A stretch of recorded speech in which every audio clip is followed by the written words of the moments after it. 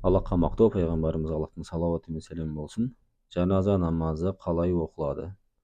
Жаназа намазы парыз кифая есептелетін намаз. Парыз кифая деген мұсылмандардан бір тобы жаназа намазын оқыса, мойнынан түседі қалған мұсылмандардың.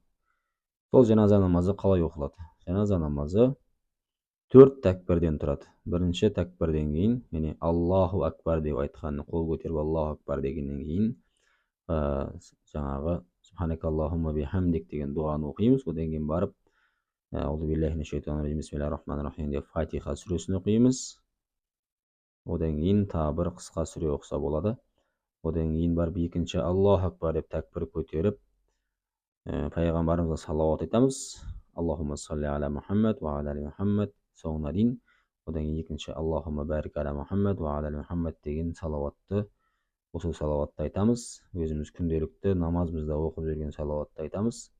Одан кейін Аллаху акбар деп қол көтеріп үшінші тәкбірден кейін мәйіттің хақысына дұға қыламыз.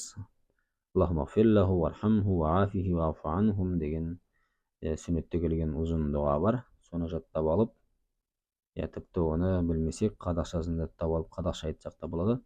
Аллах мына мәйітті кешіре көр, мейіріңе ала көр, сақтай көр өзің, есен амандық бер, мұны кешір деген сияқты, кірген жерін кең қыл, оны қар мен бұршақпен сумен тазала деген сондай дұғалар келген пайғамбар сүннетінде.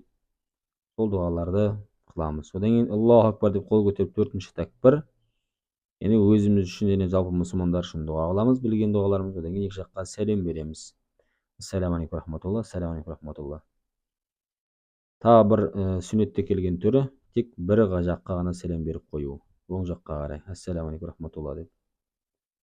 Және Ханафи мазхабында Фатиха сүресі оқылмайды, тек қана жаңағы субханакаллахумма бихамдик деген дұға ғана оқылып қояды. Оны оқып, Фатиханы оқып істесе де болады. Сүннет амал, тіпті кейбір нелерде тек қана Фатиха ғана оқылып қойылады, басқа сүре қосылмайды. Бұның бәрі сүннетте келген амалдар. Бұлай да былай істей беруге болады. Ешқандай дінде бұл нәрсеге кеңшілік берілген, талас тартысқа жол жоқ.